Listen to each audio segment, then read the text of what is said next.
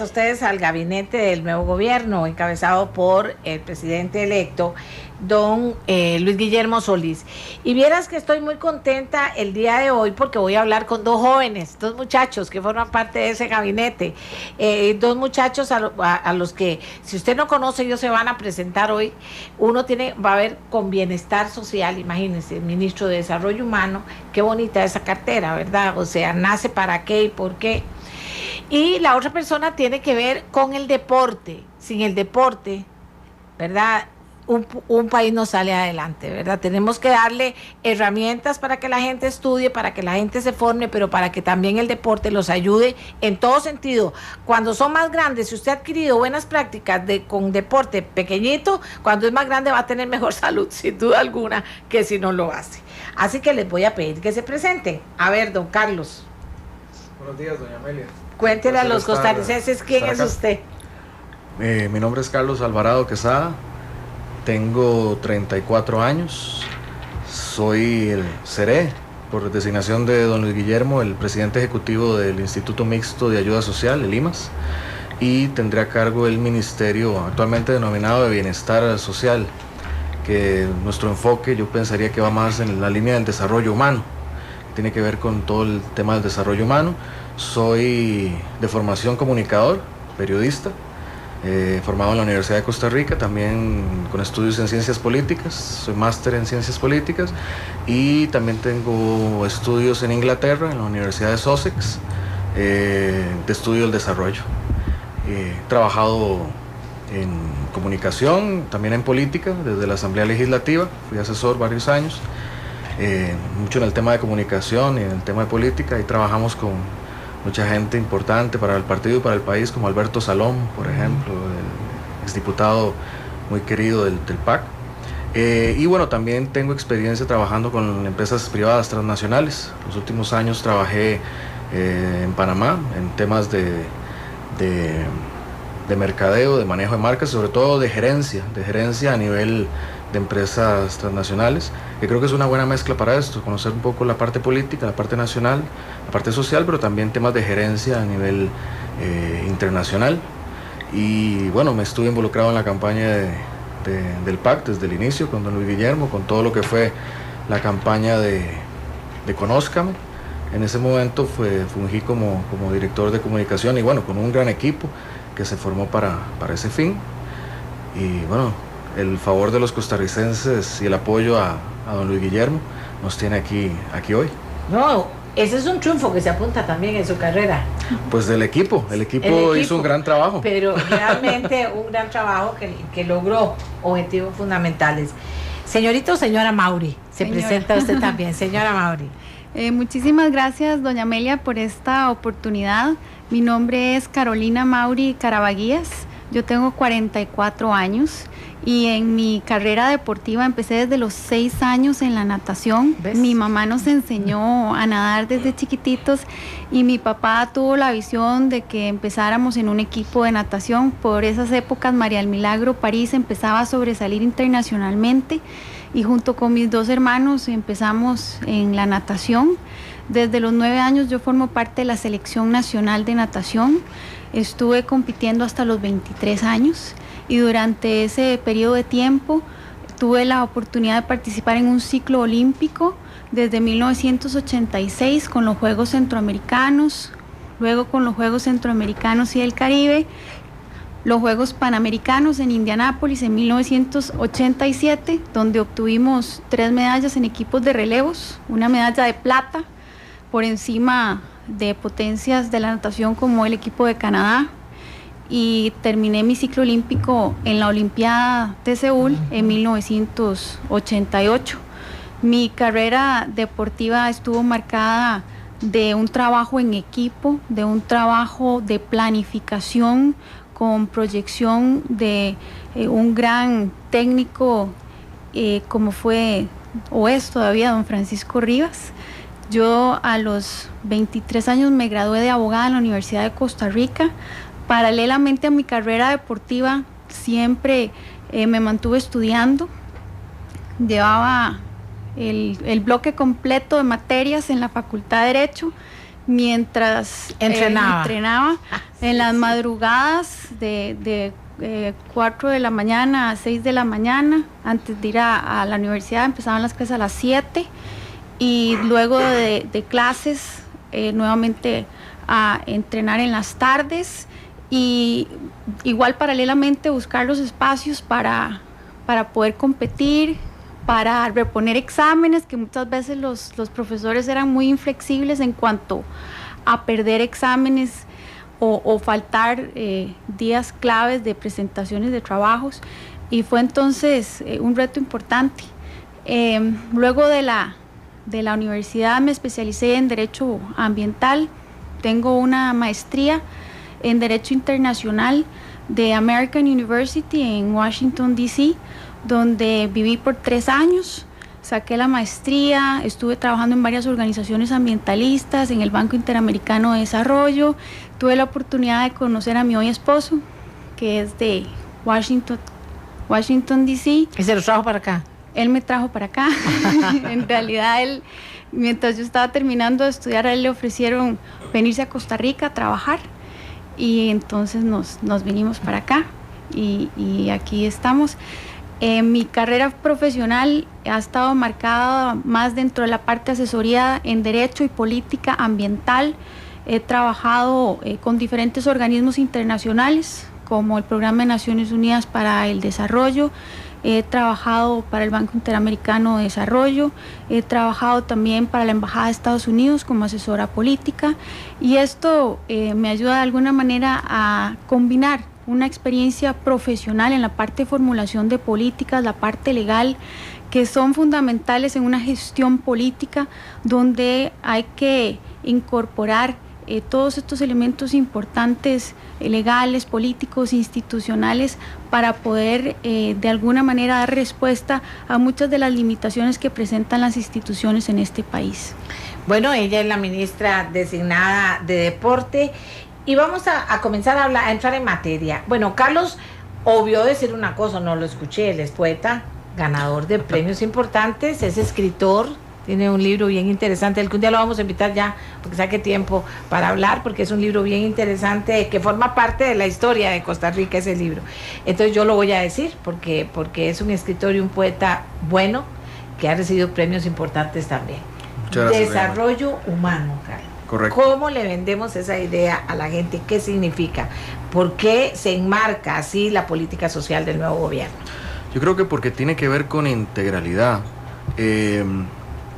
Vamos a ver, la política social puede enmarcarse desde la visión más sencilla en el asistencialismo, que es la de dar ingreso a los hogares que están debajo de la línea de pobreza, y con eso pretender satisfacer sus necesidades, digamos, de consumo básicas. Eso es como el acercamiento más sencillo. Sin embargo, cuando nosotros nos ponemos a pensar en general en nuestra vida, en la vida de las personas, tiene que ver con muchas cosas que van más allá solamente del ingreso. Tiene que ver con un techo digno, tiene que ver con una formación, con capacidades, lo que ya se llaman capacidades para desenvolverse en la vida. Tiene que ver con, bueno, cómo me voy a ganar la vida, qué conocimientos tengo, dónde voy a trabajar, qué le puedo aportar a mi vida y a la sociedad. Entonces tiene que ver con, como he dicho, techo, tiene que ver con educación. Tiene que ver entonces también con salud, porque nuestro principal recurso como individuos o como personas es nuestro cuerpo. A veces no pensamos en eso, pero por eso nuestro cuerpo tiene que estar sano, tenemos que estar en una buena condición para poder desempeñarnos en nuestra relación laboral, con la familia. Para disfrutar la vida, nuestro cuerpo tiene que estar sano. Tiene que ver con educación, con deporte, obviamente. Entonces hay componentes de una visión integral que requieren educación para capacidades, salud para tener una buena condición de vida.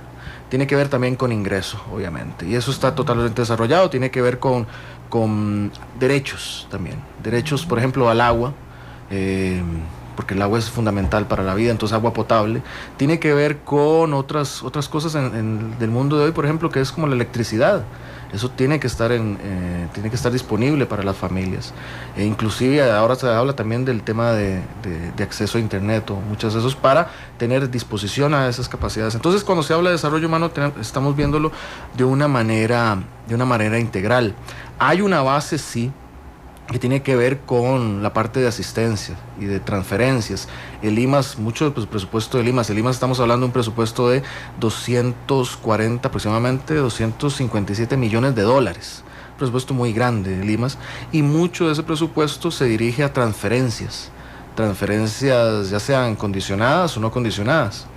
Pero si lo dejamos solo en el tema de hacer transferencias a la gente para que tenga mayor ingreso, no estamos necesariamente forjando esas capacidades. Entonces hay un esfuerzo allí, y que en los programas, en el caso de Avancemos, por ejemplo, es una transferencia condicionada a familias. ¿Para qué? Pero para que sus hijos se eduquen. O préstamos para emprendedoras, por ejemplo, que es una transferencia, pero que implica incorporarlos en la vida productiva. Ese es el tipo de enfoque integral que queremos llevar.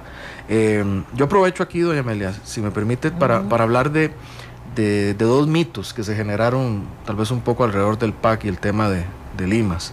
Uno tiene que ver con que el PAC llegaba y se acababan los beneficios o las ayudas que daba el IMAS. Mucha gente hablaba de eso. Llega el PAC y se acaba el IMAS, y eso no es cierto. El IMAS seguirá trabajando con los programas que viene ayudando a las familias costarricenses. Allí no habrá un cambio, digamos, que la gente tenga que asustarse porque ya no se van a girar esos recursos. No, los programas tal cuales están al día de hoy seguirán. Obviamente habrá que, como usted mencionaba antes, habrá que entrar a ver cómo se enfocan, cómo se pasa de una gran cantidad de programas a ser más selectivos, pero para llegar a una misma población meta, esa es la para gran ser más pregunta. Eficientes. Es la gran pregunta. Yo pienso que usted nos acaba de tratar un poco la integralidad del concepto de desarrollo humano, pero aquí ha habido un problema con el tema de materia social, que se ha dicho por lo menos, y hay estudios, yo he podido leer estudios, que hay más de 20 instituciones dedicadas al manejo de la pobreza, que no varía en su medición, sigue igual, y entonces eso que es un reto, es importante, se va a revisar, usted lo ha estudiado, ¿cómo lo ve, Carlos? Eso es un reto clave. Es un reto clave que tiene este gobierno por delante, y no solo el gobierno, nuestra sociedad. ¿Por qué? Porque lo más inmediato, las necesidades inmediatas, por ejemplo, es lo que nos lleva mucho a pensar en el asistencialismo. Entonces decimos, tenemos una pobreza del 20% y una pobreza extrema del 6%, entonces la gente dice, bueno, le damos una transferencia a los que están en el 6% y ya lo sacamos de la pobreza extrema. Pero ahí podemos estar haciendo dos cosas. Uno, digamos, no estoy en contra de que lleguemos a un punto a hacer eso, pero si hacemos solo eso, podemos destruir mentalidades, haciendo que la gente piense, bueno, a mí me dan la plata y me desocupo, o podemos estar hasta afectando la dignidad de la gente, porque lo que queremos es finalmente integrarlos en la sociedad de una manera productiva, con derechos, con oportunidades. Entonces hay que tener hay que ser muy, muy cuidadosos a la hora de ejecutar eso. Ahí es donde viene la parte de la articulación de toda la política social. No puede ser solamente la parte de decir hacemos transferencias, no, tenemos que articular. Entonces viene el trabajo de articulación, no solo dentro del gobierno, sino con las instituciones públicas o privadas. Entonces yo tengo que hablar, o tenemos que ponernos de acuerdo, por ejemplo, con Carolina y con el tema del deporte, para hacer programas que desarrollen a nuestros jóvenes, que les den el desarrollo físico, mental que requieren, que los alejen de las drogas, que los alejen de otros problemas sociales, por ejemplo. Tenemos que hablar con doña Yamilet, la presidenta de la IA. ¿Para qué? Para el acceso al agua potable de las comunidades y los barrios. Tenemos que hablar con don Carlos Obregón del ICE para la electrificación, ya sea con paneles solares, como dice doña Amelia, o con otros mecanismos, o para el internet. Tenemos que hablar, en fin, con el mismo don Helio, porque también eso tiene que ver con temas presupuestarios. Claro. Es un trabajo de articulación, de catalización de procesos para que las cosas ocurran. Ahí yo creo que hay una complejidad de este rol en general, y del reto que tiene el gobierno, que es lo que lo hace también interesante, y es lo que a mí me emociona. Yo creo que a los a los nuevos ministros y ministras, que es ese nivel de reto que implica esto. Nosotros tenemos que hablar, tenemos que coordinarnos, tenemos que ponernos de acuerdo con doña Sonia Marta en el Ministerio de Educación. Es clave con quien vaya a dirigir el INAH. Es clave que nosotros, si hay personas que, por ejemplo, están en pobreza extrema porque no tienen destrezas o capacidades, o que hay que enseñarles capacidades nuevas, actualizarlos, tenemos que articular la forma de darles oficios o conocimientos para que sean parte de la economía y el crecimiento del país. Es que eso es clave, esa parte es clave.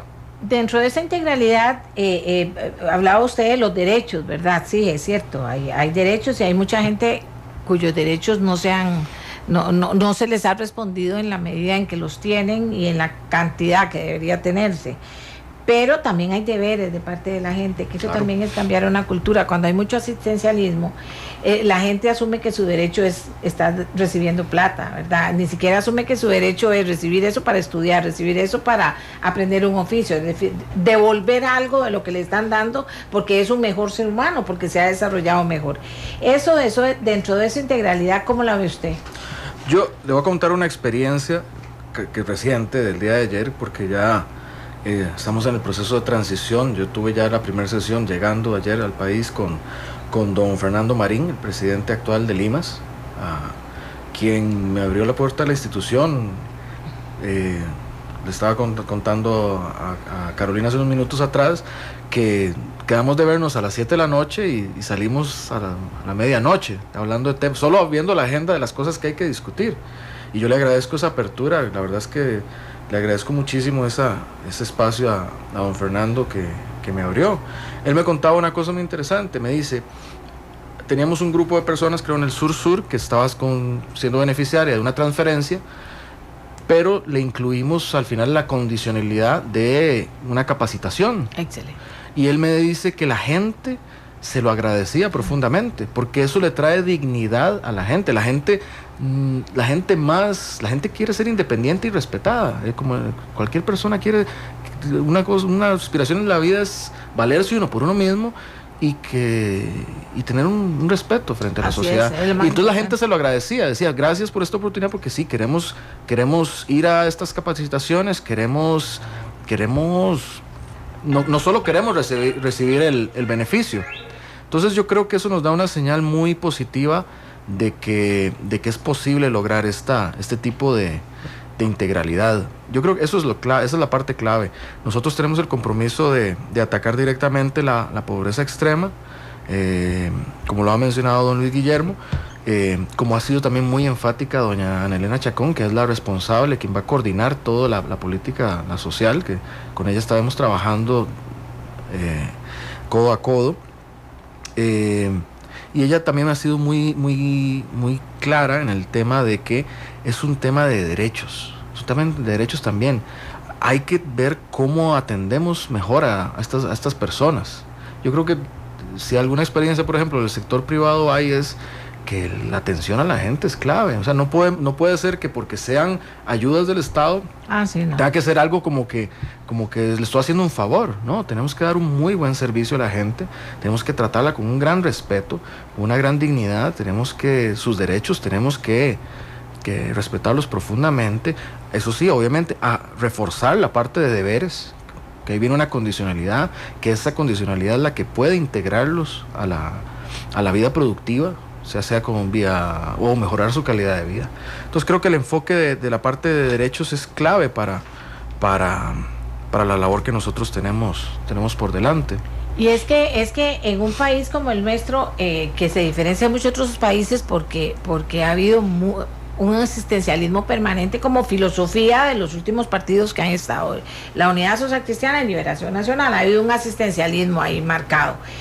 Me encanta que sea alguien joven y tan joven como Carlos, que es muy joven, porque el nuevo mundo, y lo he entendido en los muchachos jóvenes, es más sensible que antes, oigan ustedes, a la pobreza y a ver la gente con menos necesidades. Es una sociedad más sensible, es una generación más sensible, pero más clara en que el asistencialismo no es la solución, porque el asistencialismo como tal no ha resuelto los problemas en el mundo de pobreza, ni de repartir la verdad, de repartir el dinero de un pueblo. Entonces, por eso me encanta que sea tan joven.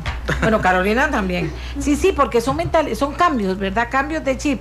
Carolina, con el deporte que hacemos en Costa Rica, en que faltan canchas por todo lado, en que no hay en las escuelas y colegios públicos educación física, por ejemplo, en que donde hay canchas termina siendo un fumadero de marihuana, donde llegan los que venden crack y marihuana a venderle a los chiquillos. Esa es una realidad muy triste que tenemos nosotros en este momento, no solo la selección nacional de fútbol ni la selección femenina, sino cosas muy concretas en el desarrollo deportivo del país. ¿Cómo lo ve usted?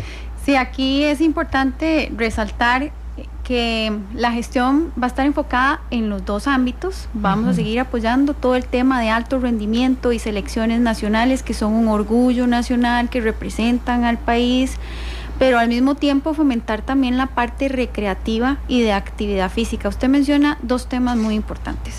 Uno es el de infraestructura e instalaciones para actividades deportivas y recreativas.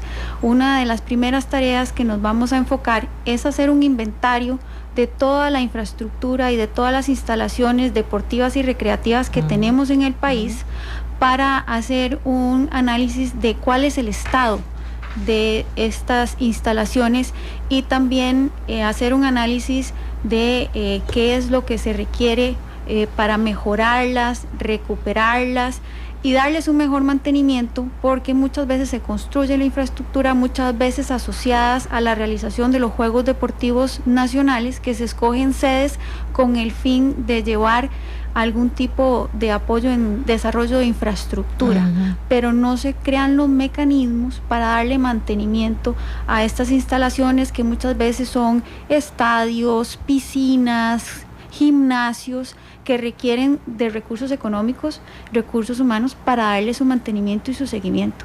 Entonces, uno de los temas prioritarios es el tema de la infraestructura, ver, analizar y proponer cómo le vamos a mejorar el estado de la infraestructura, y en los lugares donde hace falta construir esa infraestructura y esas instalaciones. Y aquí hablamos de los dos temas: instalaciones para la práctica deportiva y también parques recreativos y zonas donde todos los ciudadanos y las ciudadanas puedan tener la oportunidad de ir a hacer un picnic, de ir a patinar, de ir a andar en bicicleta, de ir a correr, de pasear al perro en un lugar seguro, en un lugar accesible.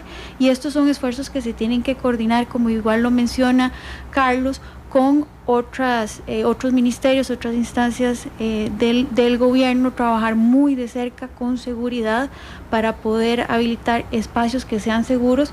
Y existen muchas instalaciones deportivas que en horas de la noche, ya sea porque no hay iluminación, porque no hay un guarda, se presta para que se realicen otro tipo de actividades delictivas o de consumo de drogas, donde pudiéramos aprovechar esas áreas, esos espacios, para que nuestros jóvenes y todos los ciudadanos y ciudadanas estén practicando deporte o alguna actividad. En el tema de la educación es muy importante trabajar de nuevo en la revisión de los currículums de la educación física, la capacitación de los docentes y los profesores de educación física. Y esto es muy importante en dos sentidos. Primero, estamos viendo índices muy altos de obesidad de chiquitos, en niños. gordos y chiquitas. Exactamente, porque no practican actividad física y sus hábitos alimentarios no son los mejores. Entonces, buscamos desde ahí trabajar con el Ministerio de Educación para darle otra vez la herramienta a los profesores de educación física para que formen a los niños desde edad temprana en las diferentes actividades deportivas. Y es ahí donde se aprende a jugar básquetbol, a jugar fútbol, a jugar béisbol, a nadar, a practicar cualquier deporte, a jugar tenis, a practicar cualquier deporte. Entonces, aprovechar la edad temprana para empezar a entrenar o formar la base, la masificación de lo que podría hacer en un futuro los talentos deportivos. Ay, sí. Entonces ahí estaríamos tratando dos temas importantes al mismo tiempo: el de la salud, el de la formación de buenos hábitos desde edad temprana, y al mismo tiempo la detención temprana de talentos que posteriormente podrían llegar a ser los atletas de alto rendimiento que nos representen a nivel internacional. Si aquí hay mucho trabajo, demasiado, dice uno, ¿verdad? La gente quiere pues algunas de las cosas concretas, pero yo pienso que hemos partido con ustedes dos de una nueva forma de ver el trabajo a realizarse en sus áreas, ¿verdad? Que a mí me parece importante, que ya solo eso es un punto de partida. Fortalecer la educación física es definitivamente un super punto de partida, ¿verdad? Variar el tema asistencial y condicionarlo a mejorar la calidad de vida de cada persona ya es un cambio importante.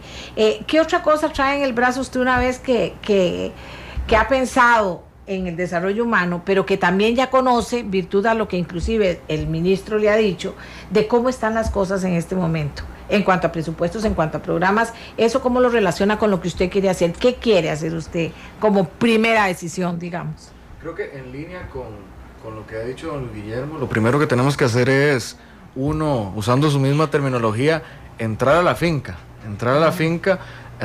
analizar, conocer muy bien, exacto, ya todos compramos tenis y botas a pedido del presidente electo.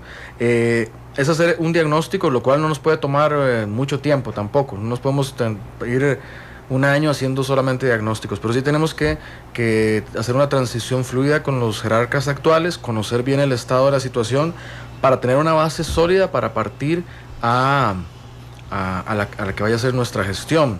Yo lo pondría, sintetizaría algunos pilares claves de lo que yo he visto. Uno, ya lo mencioné, que tiene que ver con poner el foco en la población meta, objetivo, que son los beneficiarios, o en este caso beneficiarios tal vez no es la mejor palabra, pero es la población a que nos estamos dirigiendo. La política social, si estamos enfocados en pobreza, estamos hablando de que tenemos un target, un público objetivo de 1.100.000 personas. O sea, eso es una... que te interrumpa. ¿Han pensado en crear más requisitos para que las personas accedan a ese tipo de ayudas, por ejemplo? Yo creo que tenemos que, como lo dicta el mundo actual, tenemos que ir a procesos de simplificación, más bien, de simplificación, que no signifique eso ser permisivos o generar filtraciones, pero sí tenemos que simplificar, en la línea que también lo ha dicho el ministro de Economía designado, don Wilmer Ramos. Tenemos que movernos hacia la simplificación de trámites, no podemos seguir en la tramitología y el legalismo. Creo que cuando la voluntad de las personas quieren hacer algo bien, no se necesita ni leyes, ni decretos, ni a veces ni se necesita hacer las cosas. Entonces yo creo que partir de eso, pero uno, poner el enfoque en las personas. El tema de presupuesto es clave, porque cuando estamos hablando de dar apoyos a las personas, no estamos hablando en darle un papel en blanco, darle un título de deuda. Estamos hablando de que son transferencias en efectivo, por ejemplo, para Avancemos, o para un crédito para unas emprendedoras. Estamos hablando de... Entonces el tema presupuestario del sector social es clave, porque tiene que ver con liquidez. Entonces, defender ese presupuesto, más con la presión que existe por el tema fiscal, no podemos tampoco hacer que quienes sufran el tema fiscal vayan a ser los más pobres del país. Entonces yo estaré ahí para defender ese presupuesto. Un tema que es clave es el recurso humano de las instituciones, en este caso de la institución de Limas. Una institución tiene sus principales herramientas para trabajar, es su presupuesto, pero su recurso humano, la gente, las personas de la institución, que son la cara institucional y que son el contacto directo con las personas a quienes se atiende.